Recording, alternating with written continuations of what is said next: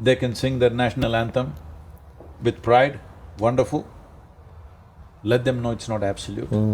Let them also teach them two lines of global anthem, if not cosmic anthem, one global anthem which includes every life's well-being. Every child should sing this in every school. A global anthem? Yes, we need to make a global anthem. Yeah. I'm singing Indian anthem with great fervor and you're singing American anthem. What does it mean? Next moment we get an opportunity, we're going to pull out each other's eyeballs. Yes. Yeah. Not because you're bad or I'm bad, because I'm Indian and you're American, all right? Right. So global anthem. We need a global anthem for sure. Today, technology has many ways made national boundaries meaningless, all right? People are sitting in India and working in America right now. Whole lot of people. Sitting in India and walking in America? Working in America. Working, oh yeah. Yeah, they are. Yeah, they're getting paid, yeah. You pick up a phone, the Indian guy is practiced American accent and he's speaking from Bangalore. Right, yeah. So when national boundaries, borders have become so porous, it's time to work towards that. It's not… See, tomorrow morning if you open up all the borders, there'll be disaster. Yeah. We must know these things we made at certain times for certain conveniences. It is not absolute. The lines that we have drawn on this planet are not absolute. We just made it for certain convenience. Yeah. It's time to relax it. See, one great example that's happened in the world is Europe. They fought as bitterly as they fought World War I, World War II. Did anybody think Germany and France will share open borders? Hello? In 1944, would you believe that? No. See, today they have open borders. Right. I don't see this as a geopolitical whatever. In a way, it's an evolution of human consciousness itself. They might have done it for economic reasons, political reasons, but still there is human consciousness involved in this because that's not easy after fighting such bitter wars when that generation is still alive. You opened your borders to each other, trusted each other, is not a small thing to do. We need to make that happen in the world everywhere. But for this, we need a reasonable level of economic parity. Otherwise, you cannot do it. Can't do it. One of the things I feel very grateful for in my childhood, my father, we didn't have a lot of money growing up to travel to other places outside of Ohio, but I had 7 exchange students from around the world live with us for 6 months at a time, from Brazil and Japan and Germany and France and Philippines. Nobody came from India. No one from India. See, otherwise they would have taken you back. Yes, exactly. But I felt very fortunate as a 5-year-old until I was about 12, having these cultures come. That is a very come wonderful thing to do. and learn the language, learn the food, learn about their beliefs. See, when you live just in a limited atmosphere, you don't know how horrible prejudiced you become. You never realize that. You think you're doing fine. Right. You become horribly prejudiced. I'm sure even Adolf Hitler is thinking he's fine. He thinks he's fine. That's why he's doing what he's doing. Yeah. Right. I'm saying the extreme example. Right. Even he thinks he's doing fine. Right. Only the wrong thing he did was he lost the war. If he had won the war, whole world would have said what he's done is fine. Right. Please know that. It's a horrific thing. Do you think someone who's doing that feels a sense of guilt? No, no. Like when they're taking another life and they're seeing someone in pain? See, every nation is taking somebody else's life, isn't it? Every nation? Yes, every nation is, isn't it? But I mean an individual, one person. See, nation means it's individuals who act on the ground, right? Yeah. It's an American pilot who drops the bomb, it's an American sniper who pulls the trigger, all right? But he believes he's doing it for the country. Right. So he won't feel any guilt. Even the terrorist, who is right now, which we think is absolutely unreasonable and insane, that guy thinks he's doing the right thing, he's doing God's work, not a simple thing. He feels great pride in what he's doing. So this is why I'm saying it's a limited identity. It is not that somebody is bad, somebody is good. The moment you have limited identity, you are a crime. It's just that whether your crime is recognized in the law as a crime or not is a subjective thing.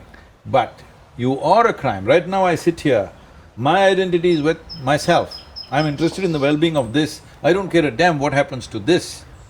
So this is a crime. I may not shoot you with a gun, but I'm committing a crime because I don't care what happens to you. The moment in some way you forsake your humanity, I don't care, means I have forsaken my humanity, it is a crime.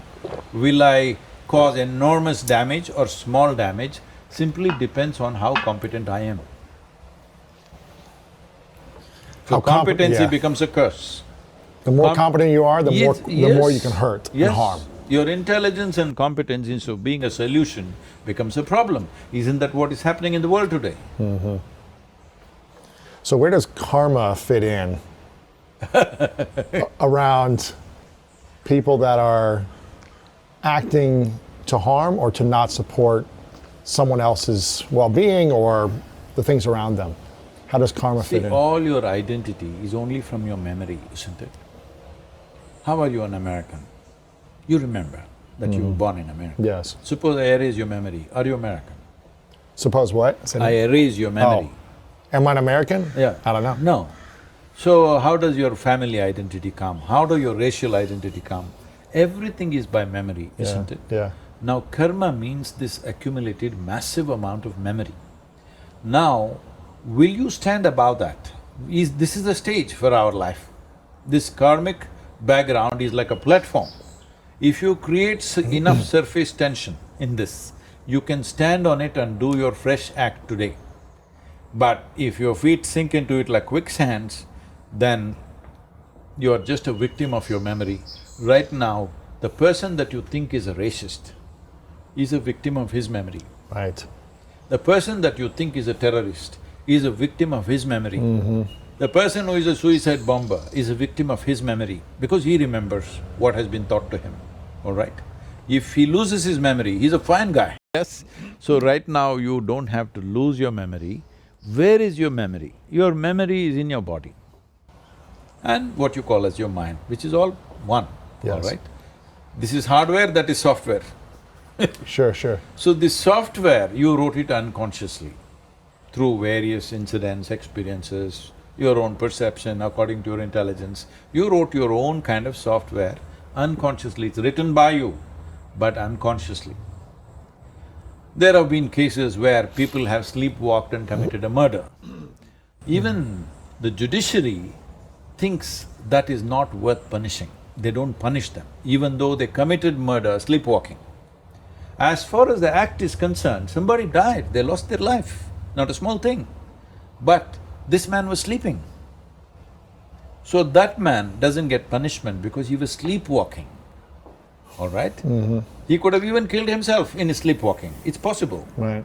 But instead he killed somebody else. So essentially, you're unconscious, so you're not punishable because you're less than a child, I'm saying. But the important thing is to become conscious. Where is your memory? It's in the body, it's in the mind. If you create a little distance between you and your body, between you and your mind, this is the end of your karma. The end of your karma. Yes, the karmic influence, I mean to say. Karma is still there. Yes. Karma is the richness of your life, okay? If you have no karma, you will be a bimbo, Right. all right?